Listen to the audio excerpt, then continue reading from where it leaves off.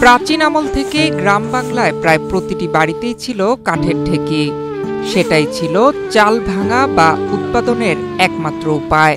ধূপধাপ শব্দে চাল ভাঙার সেই দৃশ্য এখন শুধুই স্মৃতিতে। তবে সেই হারানো ঐতিহ্যকে আধুনিক প্রযুক্তির মাধ্যমে আবার ফিরিয়ে এনেছেন মানিকগঞ্জের ঘিওর উপজেলার কুন্দুরিয়া গ্রামের আক্তার হোসেন।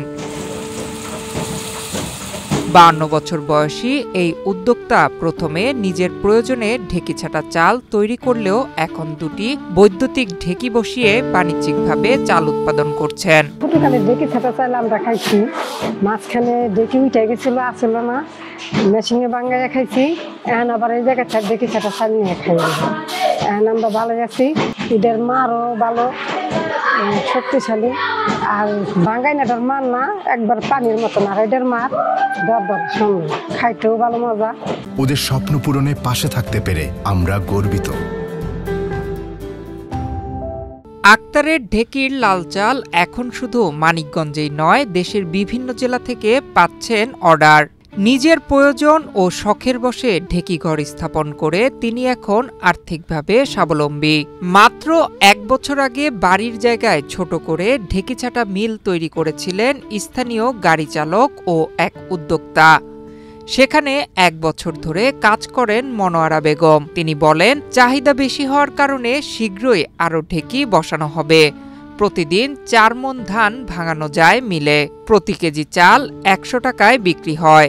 এখানে প্রতিদিন 4 মণ ধানের চাউল ভাঙানো হয়। চাউলগুলো অনেক অনেক জায়গায় বিক্রি করা হয়। 100 টাকা কেজি বিক্রি করি আমরা। অনলাইনে বিক্রি করা হয়, এমনিও আরও অনেক অনেক জায়গায় থেকে এসে নিয়ে যায়। এলাকায় অনেক লোকে খায়, আমরাও খাই নিয়ে। এই চাউলের এত চাহিদা, এই চাউলটার মধ্যে পুষ্টি আছে। চাউলটা খাইলে অনেক রোগ থেকে মুক্ত থাকা যায়। এই চাউলের মধ্যে কোনো সার নাই, বিষ নাই। 2020 সালে হঠাৎ হৃদরোগে আক্রান্ত হয়ে হাসপাতালে ভর্তি হন উদ্যোক্তা আক্তার হোসেন। চিকিৎসক তাকে নিয়ম মেনে চলার পাশাপাশি প্রোটিন সমৃদ্ধ খাবার খাওয়ার পরামর্শ দেন। বিশেষ করে তাকে বলা হয় লাল চালের ভাত খেতে। কিন্তু বিপত্তি ঘটে ঠিক সেখানেই। 2020 সালে আমি হৃদরোগে আক্রান্ত হই। ওখানে আমি হৃদরোগ ইনস্টিটিউটে ভর্তি হই ঢাকা। ওখানকার ডাক্তার আমাকে লাল চাল খাইতে বলে। আমি বাজার থেকে লাল চালগুলো কিনে আনতাম। কিনে আনার পরে দেখতাম রং উঠে যাইতো। বিভিন্ন দোকান চেঞ্জ করতাম, চেঞ্জ করার পরেও দেখতাম একই, ওই রং উঠে যাইতো। তখন ফেসবুকের মাধ্যমে দেখতে পেলাম যশোর একটা ঢেঁকি বিক্রি করে, ইলেকট্রিক ঢেঁকি। আমি যশোর যাই ইলেকট্রিক ঢেঁকি কিনে আনি। কিনে আনার পরে আমি যেখানে স্থাপন করি, আমার একটা অটোর গ্যারেজ আছে। ওই গ্যারেজে আমি যখন ঢেঁকি স্থাপন করি নিজে খাওয়ার জন্যে, পরে বিভিন্ন লোকের কাছে প্রচার হয়ে যাওয়াতে এখন তো আমার উৎপাদনের থেকে চাহিদা বেশি।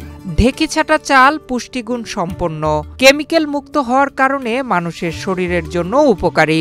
অন্যান্য যে চালগুলো আসলে কেমিক্যালের মাধ্যমে প্রসেসিং করা হয়, তো ঢেঁকি ছাটা চালের মধ্যে সেই কেমিক্যাল প্রসেসিংটা থাকে না, যার কারণে ঢেঁকি ছাটা চালের মধ্যে মাল্টিমিনারেলস, শরীরের যে অন্যান্য প্রয়োজনীয় উপাদানগুলো আছে যেটা মানুষের জন্য দরকার, সেই জিনিসগুলো ওটার মধ্যে আছে, যে কারণে আমরা ঢেঁকি ছাটা চালকে আসলে উপাদেয় খাবার বলে মনে করি। ঢেঁকি ছাটা চালের এই জনপ্রিয়তা শুধু স্থানীয় অর্থনীতি এগিয়ে নিচ্ছে না, একই সঙ্গে বাড়াচ্ছে বিশুদ্ধ ও পুষ্টিকর খাদ্যের প্রতি মানুষের আস্থা।